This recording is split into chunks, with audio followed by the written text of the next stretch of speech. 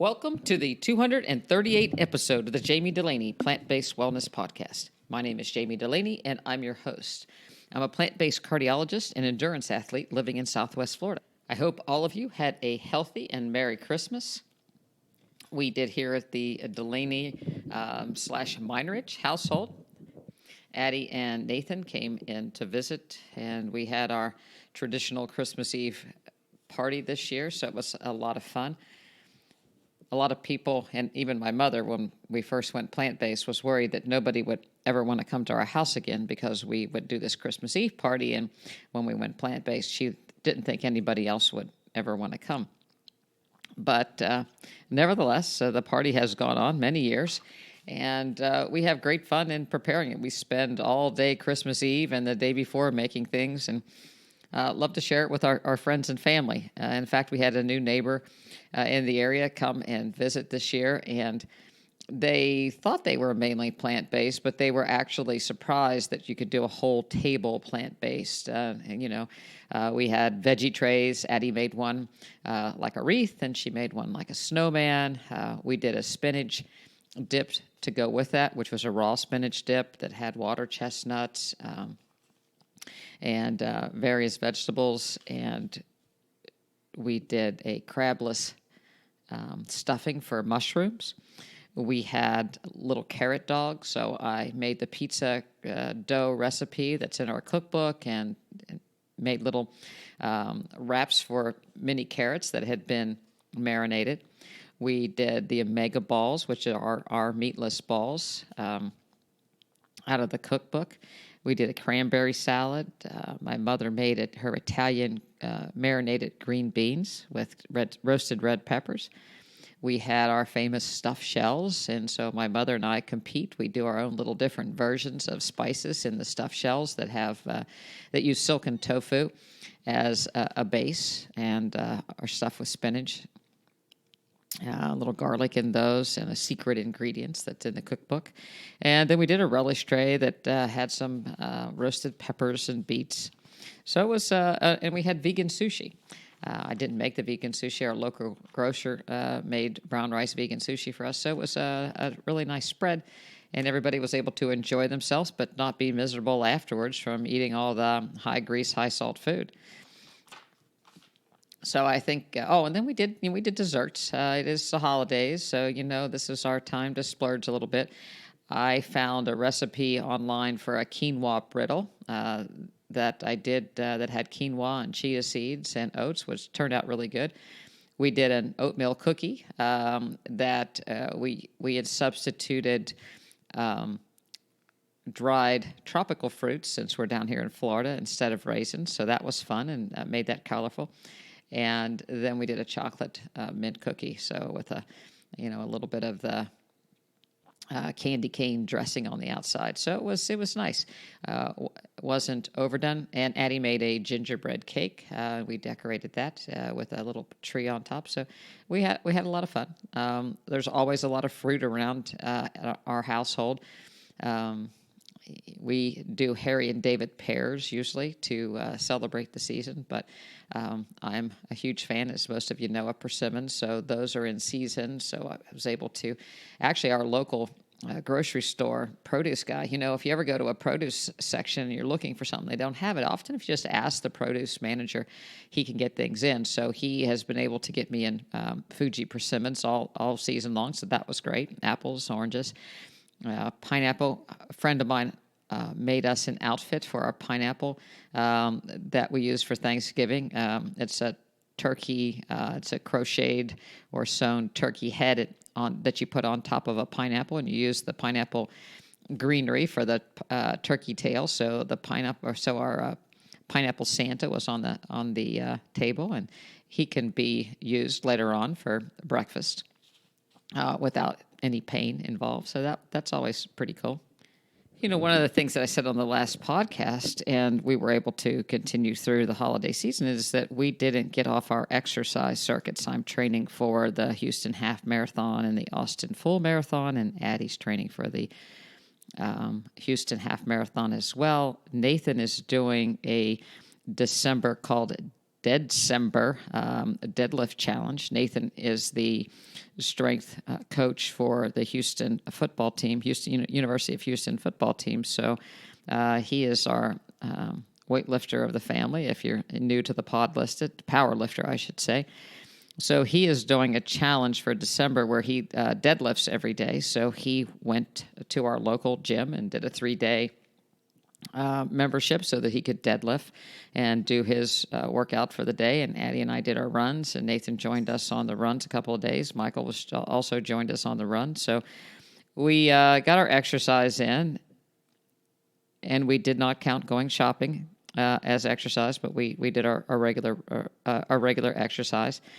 I am still doing since August my daily planks. And I've been finding that extremely helpful, so I continue to do my planks each morning. So it was great. Addie and Nathan brought their cat and dog, a cat named Buckwheat after the flower, and Haas, their German Shepherd puppy. He's all 80 pounds of the puppy, so he really needed his run every day. And so the 3 rescues got along great, and everybody had a great time. And the dogs ate vegan, the cats ate their food, and everybody was happy. Every morning we started out with oatmeal and a big bowl of fruit. We had a couple stir fries for dinner, more along the line of Thai stir fries with vegetables that we get. Again, I've been very happy with the Misfits boxes that I order online. And they come on Friday, and so I just use the vegetables that are in the boxes and supplement with some other vegetables. And that's worked out very, very well. One morning, or actually Christmas morning, we made a tofu scramble. We had some salt rising bread that I've made. I make those loaves ahead of time and freeze them, so we brought those out and used them. We made some soups. We had a pho soup. I have lemongrass growing in the backyard. We have oregano in the backyard. Basil. So we have all kinds of herbs that we can, go out and pick fresh, which is a lot of fun. So good food had by all. We cooked in the whole time. Addie and Nathan were here. Enjoyed every meal together. So it was great. So since it is the end of the year, I thought I would share with you a few of the studies that were published over the last year that had some nutritional bearing that kind of shook the regular general medical community, maybe surprising to some. I was glad to see it. Obviously, it makes our life a lot easier the more physicians that get on board with plant-based nutrition and start to realize that what you eat makes a huge difference in your health and your longevity. It's not about eat what you want and we'll fix you later, but it's about eat to stay healthy. So one of the studies that I'd like to start out with was a JAMA study that looked at lifestyle and the genetic risk and how lifestyle and genetics are intertwined with the incidence of dementia. A lot of people aren't afraid to get coronary artery disease because they can get a stent or bypass, and people even think that cancers are treatable, and diabetes is treatable, high blood pressure is treatable, but we all realize that once you get dementia, there's really no turning back. It's a progressive disease that robs people of their memories. It can be a very slow and progressive disease that is really hard for the people that have to watch a loved one suffer. And, people that have had someone with dementia in their family usually fear that more than any of the other lifestyle diseases. So, people wonder if there's, a genetic aspect. And of course, if you have 2 of the ApoE genes, you have 9 times the risk of Alzheimer's or dementia than the general population. But that doesn't mean you're doomed to have dementia or, that's going to be what actually gets you. And we know from some studies that, eating a high fiber, high plant-based diet can, in countries where they do that, even if they have, 2 of the genes, the incidence of dementia is very low. But this was a retrospective cohort study, so they looked back in time. It was done on a European ancestry trial, and they looked at 60-year-old people that did not have dementia at the time, and then there were 196,383 of them. And they looked at people that had genetic risk factors for Alzheimer's and lived an unfavorable lifestyle, or they looked at people that lived a favorable lifestyle and genetic risk. And what they found was that, and I guess we should go a little bit into a favorable and unfavorable lifestyle. And so a favorable lifestyle meant that people didn't smoke, that they exercised typically 3 to 5 times a week with some vigorous exercise. They ate 4 to 7 servings of fruits and vegetables a day.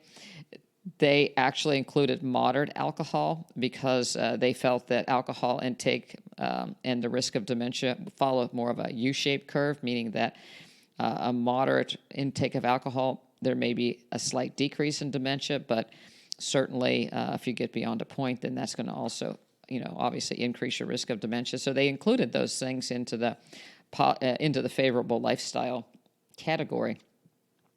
And what they noted was that despite having a high genetic risk for Alzheimer's, if you lived a favorable lifestyle, you had a much more favorable outcome. And so if you looked at hazards ratio, an unfavorable lifestyle and a high genetic risk was worse with a 2.83 hazardous risk. I mean, it was just a statistically significant worse risk of getting dementia if you had the gene and lived an unfavorable lifestyle. But if you had the genetics for dementia and lived a favorable lifestyle, you had a very low risk of dementia. So again, or a significantly less likely chance of getting dementia. So no matter what your genes are, living a favorable living a favorable lifestyle will decrease your risk of dementia, regardless if you have the genetics for early Alzheimer's or not. So that is very good for everybody out there. So instead of running out and getting your test for whether you're going to get Alzheimer's or not, and then sitting and either worrying because you have the gene or living frivolously if you don't have the gene, we know now that you're better off living a healthy lifestyle. And, I would probably take it one step further that when you're eating a diet rich in plants and fruits and vegetables and high fiber, and you completely eliminate animal products, you're going to even help yourself more. But that is my inference from the study. Another study that was looked at is high fructose corn syrup and colon cancer risk. So high fructose corn syrup from corn, which is in just about all processed foods, anything in a box, pasteurized foods, anything that you buy with breading on it, any breading. So if you get a French fry at McDonald's, it was already breaded and fried at the factory, then it's refried, at the store locally. And that's typically, if you go to any kind of a chain restaurant and have something fried, whether it's fried mushrooms, those things are already breaded and then fried and then refried at the location. So you're getting a double dose of oil along with this high fructose corn syrup that's in the breading.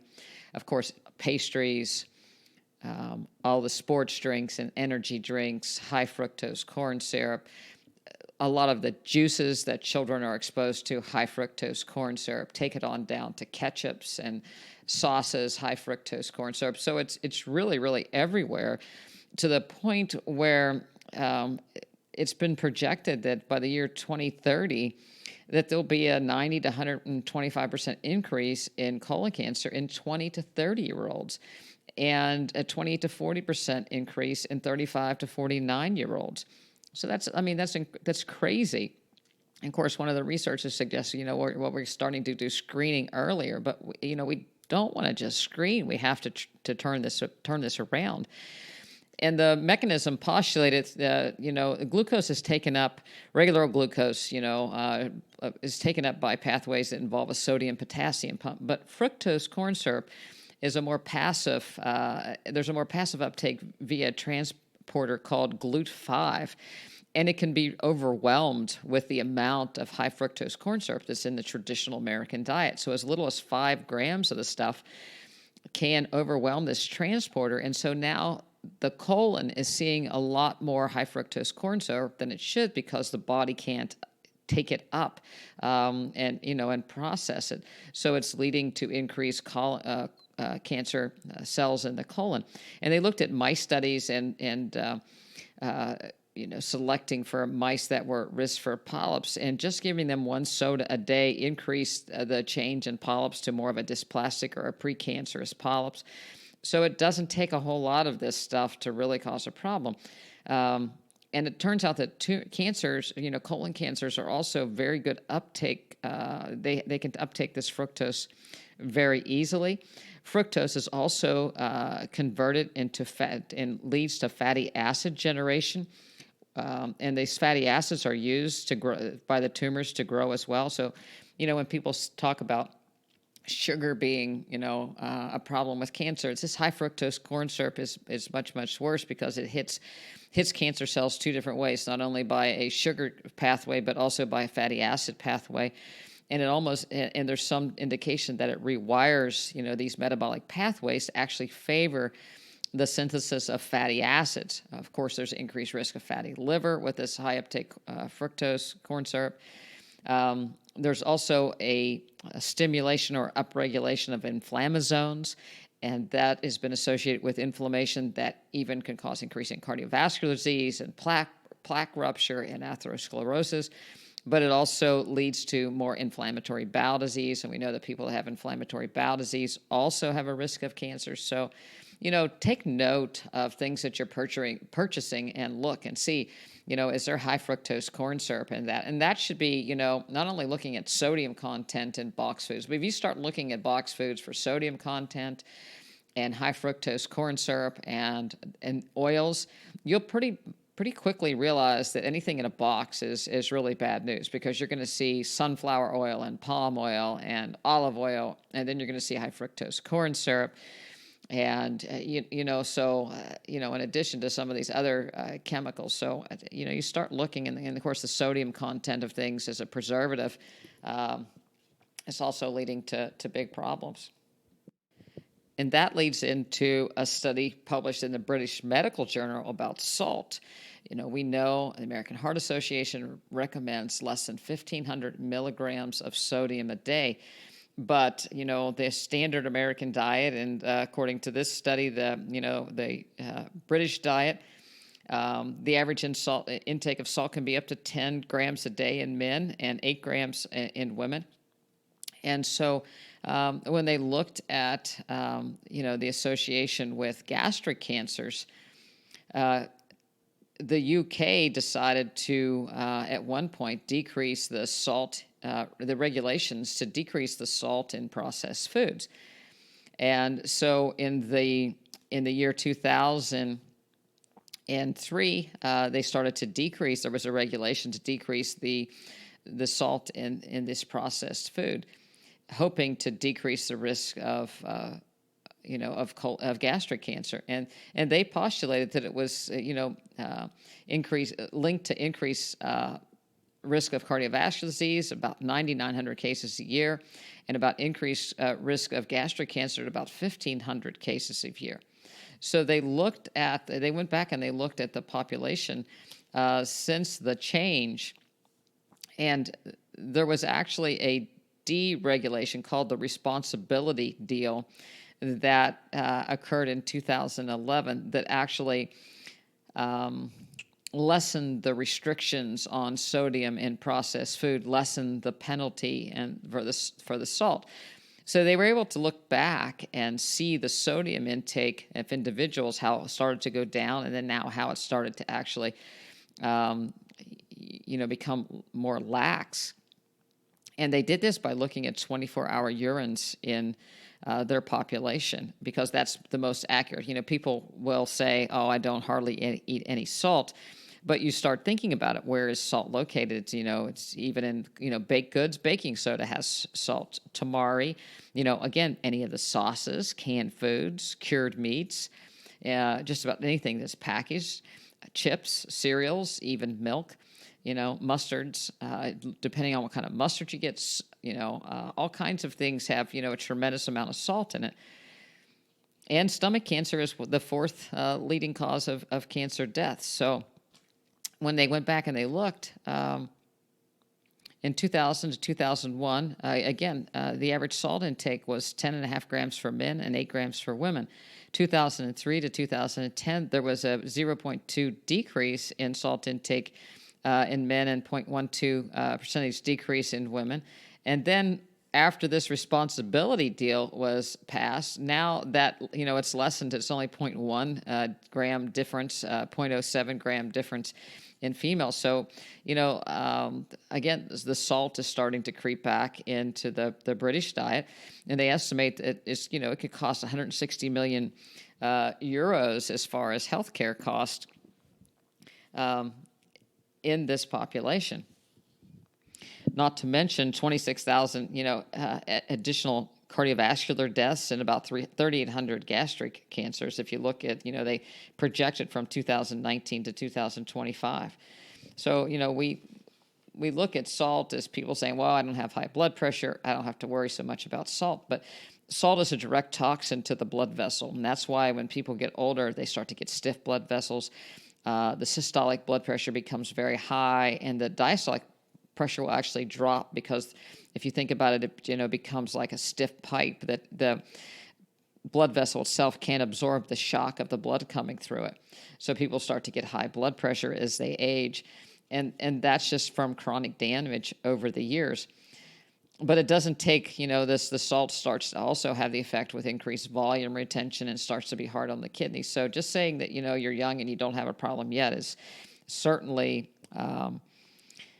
not accurate. And the risk of, gastric cancer is very, very serious with, not a really good prognosis that requires a major abdominal surgery. And if you start again and look at fast foods that our young people are exposing themselves to, and people that eat out multiple times a week at these restaurants getting this high salt diet, you can see why, this is just going to become a huge problem,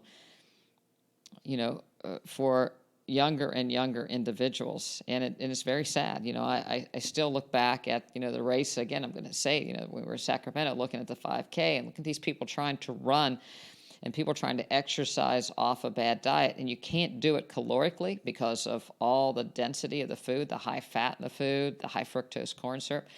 But you also can't run off the salt in this food. So, there's just so much damage, and people get a taste for the salt. They start to want to taste that first. I've had people in class say something's missing. It's like, yeah, it's that salty flavor. And, even athletes will say, well, I need more sodium to retain more water. And that's been shown to not be, you can't eat more salt, retain more water, and then have to drink less during a marathon. It doesn't work. You're just going to be carrying more weight.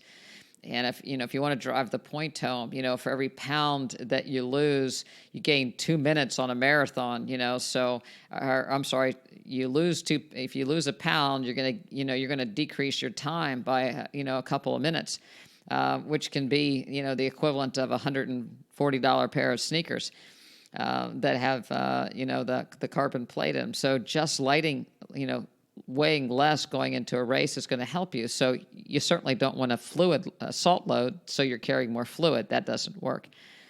And, of course, the salty drinks are made so that you're thirsty and you drink more and you don't become dehydrated. But again, dehydration is never an issue. You have to be very, very dehydrated before it affects your performance or health.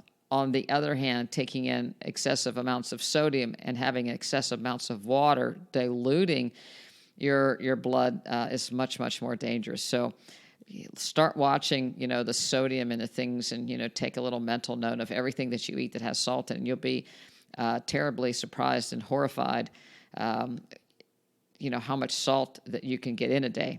I refuse to buy tomatoes that have any salt added, so low salt doesn't cut it. Forget about low salt. It just costs more money, and it's not, they're cutting the sodium by 10 or 15%. Go no added salt. And, there's several companies are making those kind of tomato products now, because you can really cut down your sodium when you do that. When you're thinking about tomato sauces, cutting out processed, foods and chips, that's going to cut down your sodium. Look at your condiments for the sodium content to cut that down. Certainly, don't add salt to your food, but really, really watch how much sodium is in things. Even things like miso can really vary how much sodium is in it. You're also looking at things that are besides, baking soda and tamari and sauces, but cured meats, even pickled things tend to be pickled or preserved with salt. So there can be a wide range of sodium in those things. So you really have to watch. You can rinse some of it off, but you're not going to get it all off. There's probably some, how does salt cause gastric cancer? There's probably some associated with H. pylori. Seems to be that the salt really will enhance the damage that H. pylori can do. The mechanism is being worked out, but, one would postulate that there's a change in gut microbe. There's also a change in the cell structure and the decreased mucus around the cells with an increased salt intake. And you think about it, you're kind of pickling yourself, or you're fermenting yourself when you're taking in this extra salt. So be really, really, really careful. The other thing that happens with salt, a lot of these foods also have nitrites, not nitrates, but nitrites. And so the combination of those foods can make things worse. So, the risk for gastric cancers, H. pylori, elevated levels, probably a level that's protective, but again, in combination with increased salt makes it worse. Processed foods, nitrites, not nitrates, smoking a food, alcohol increases your risk of gastric cancer, being overweight, having had radiation, all come into play. There's been historical looks at gastric cancer was actually decreasing when refrigeration was discovered and people were doing less salt curing of things. But now that more of this stuff has come back into vogue, we're starting to see more gastric cancer. So be really careful. There was one person looked at miso. It can be from 9 to 18% difference in salt. The other thing that in Japan was high, if you looked at roe from people that eat fish and salt fish, they tend to get a high salt level. So be careful, and don't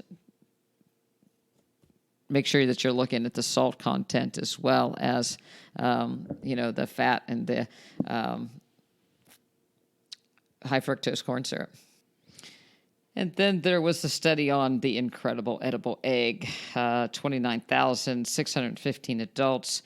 They looked at 6 prospective cohort studies over a span of 17 and a half years, and each additional 300 milligrams of cholesterol consumed each day was significantly associated with a higher risk of cardiovascular disease. So the absolute risk was increased by 3.25%. Doesn't seem like much, but if you look at a cholesterol and a statin-lowering medication, the absolute risk reduction is like 1%. So this is huge. All-cause mortality increased 4.43%, absolute risk. Each additional half egg will increase cardiovascular risk 1.1%, and all-cause mortality 1.93%. So when you're looking at these kind of things, an egg has 200 to 250 milligrams of cholesterol, depending on the size of the egg. Besides eating eggs and people going out and not just eating one egg, typically people eat 2 or 3 eggs, so they eat an omelet, so there's eggs, but, there are eggs in food, right? So the holiday season, eggs that are in pancakes and breads and cakes and hold things together like meatloaf and crab cakes and cookies. A lot of times people that are new to convert to being plant-based kind of look the other way with a blind eye to these. So there's a real high risk of getting eggs and things, even egg wash. Everything adds up. And this theme of this podcast is everything kind of adds up, and there are all these toxins that, again, continue to hurt us over time. I guess the last thing I'll finish with is the game changers and what's that's meant for the plant-based community. And I think that there have been some interviews on different podcasts, people arguing and defending. There's a very popular podcast that had James Wilkes versus a self-proclaimed nutritionist, and he did a great job of defending the Game Changers movie, the data there, and also, knew his nutrition stuff very good. I've always been impressed with James Wilkes' ability to know the literature, even though he doesn't proclaim to be a nutritionist or a nutrition expert, as so many people do on, the internet and social media. But, the funny part about it is, and these guys kept, backing down.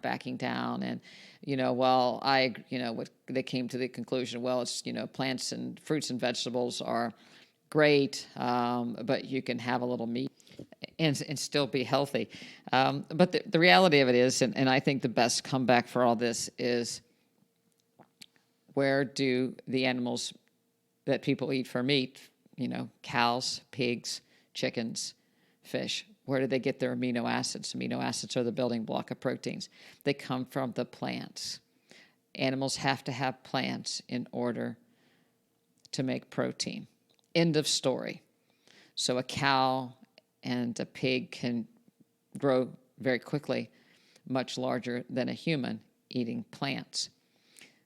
The difference is they tend to take in a lot of calories. So, my dad used to make the comment when people wanted a horse to have, and, if you weren't going to take care of the horse and the horse basically just stands and eats all day, because a horse, takes in thousands of calories a day through grass and oats in order to get the amino acids that it needs. So the only problem with eating fruits and vegetables and whole grains is that because there are only 4 calories per gram versus 9 calories per gram, you end up eating more if you're an athlete. So if you're a bodybuilder and you want to put on muscle, you have to eat more calories if you're working out. If you're, an athlete that's burning thousands of calories, 10,000 calories a day, I think Michael Phelps burns.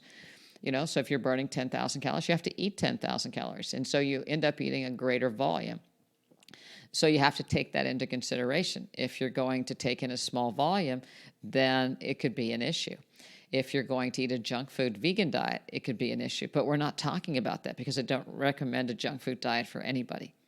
So, the reality of it is there should not really be an argument. We want to eat the most nutrient-dense foods that we can with the least amount of toxins.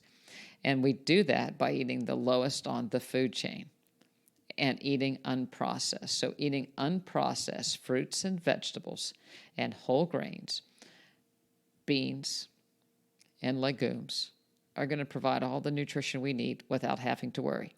The only supplement that you need is a B12 sublingually. And to take that 4 to 5 times a week, depending on your B12 level and your absorption, which also has to do with your ability to absorb from your stomach. And even when people have a decreased ability to absorb, you can still get enough in. You just have to take a higher dose. So you need to get your B12 levels checked so that you know the adequate amount of dose of B12 that you actually need to take in. So don't worry in the upcoming year about getting in enough protein or other nutrients, because really we're a country of disease because of too much of, not too little of. So, for the New Year's coming, I would, like to say Happy New Year's to everybody. If you're ready to make your New Year's resolution and become plant-based and increase your activity and your exercise, because we know that's going to also increase your health span, we have a conference coming up March 28th, a whole-day event here in Port Charlotte, bringing in speakers and a plant-based breakfast and lunch cooking demonstration. It's going to be a great day. It's going to be positive, and we'd love to have you. Go on over to the website, drdulaney.com, DOCTORDULANEY.com, and you can follow the link to get your ticket. There's also information about our immersion week. If you'd like to really change your health and get started and get immersed in plant-based nutrition and exercise, we're taking a limited number of people for the week before the conference and giving them, 100% of our attention from myself and Addie as far as nutritional education, exercise education, hands-on instruction, and great food and how to eat out, how to make the food, how to shop for the food. And then we'll design a plan when you leave so that you can continue going forward on this healthy lifestyle to increase your health span. So we're really excited about having some people join us for that immersion week. You can find out more about that on the website. If you thought that what I talked about was good food and you'd like to get a copy of our cookbook, it's available on Amazon.com. There's also a link on the website. But I think, this for the new year, choose wisely, choose every day. We get to make a choice every day whether we want to be happy. You can't be happy and sad at the same time. So we get to choose that. It's not easy all the time, but we can. You also get to choose what you eat every time you sit down. And you can choose to eat fruits and vegetables and whole grain. You can keep your health in the forefront of your nutrition. So choose every day, choose wisely. Don't look back at yesterday of what went wrong or in the future of when I'll chart to change. Start today and eat a whole food, plant-based diet and continue to evolve throughout the year. As for myself, my New Year's resolutions or what I'd like to accomplish, I'm going to keep working on my race speed. I want to get faster, more strength, more mobility. I'm probably going to look into some intermittent fasting. I'll talk more about that in some of the upcoming podcasts. I'm incorporating more microgreens, more raw foods into my diet in the form of greens and raw vegetables, not in nuts and seeds. Some of the raw food, people start going into, this high fat aspect of things. I'm not into that. So be lean and green. Get your exercise. Happy New Year, and I'll speak to you in 2020.